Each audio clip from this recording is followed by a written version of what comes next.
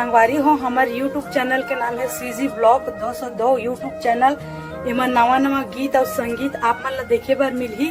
ता चैनल ला लाइक करहु, कमेंट करहु, शेयर करहु, सब्सक्राइब करहु।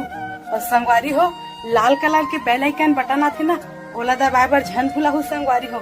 जय हिंद, जय भारत, जय भजन करले भैया राम भक्ति राम कथा मन गाना तेह गाली न भैया।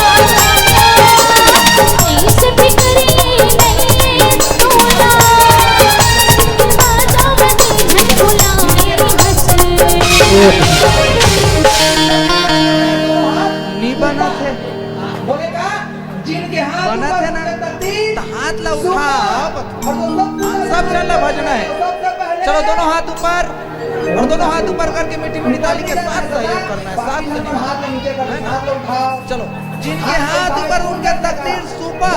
अब तकदीर ला सुपर करना है, दोनों हाथ ऊपर। बोले कहा, जिनके हाथ ऊपर उनके तकदीर सुपर। और जो सबसे ज्यादा हाथ ऊपर उठाएगा वो सबसे पहले उनका थे ऊपर। ऊपर नहीं जाना है दादा, बाकी भगवान हाथ नीचे कर, हाथ लो उठाओ, हाथ लो उठाओ। एक सुंदर जयकारा बोल शंकर भगवान की, श्यावर रामचंद्र की। और मीठी मीठी ताली के साथ बोल रहे का 1 2 3 4 1 2 3 गाली न भैया राम भक्ति राम कथा मन लगाना। गाली न दीदी राम कथा मन लगाले। चार दिन के दिन गाने हमने लगा, चार दिन के दिन गाने हमने लगा। ओह माया मत भुलाए मत।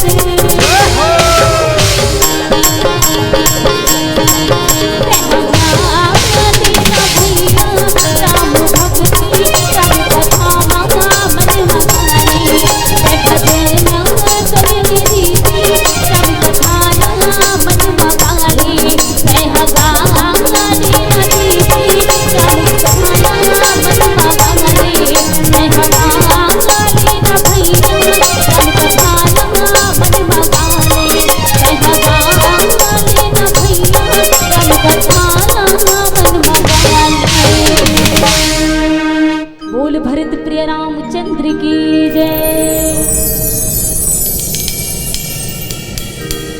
बोलिए श्यावर रामचंद्र की। चलो एक बार सब जन ला, हम सब ला दोनों हाथ ऊपर करके नियम के साथ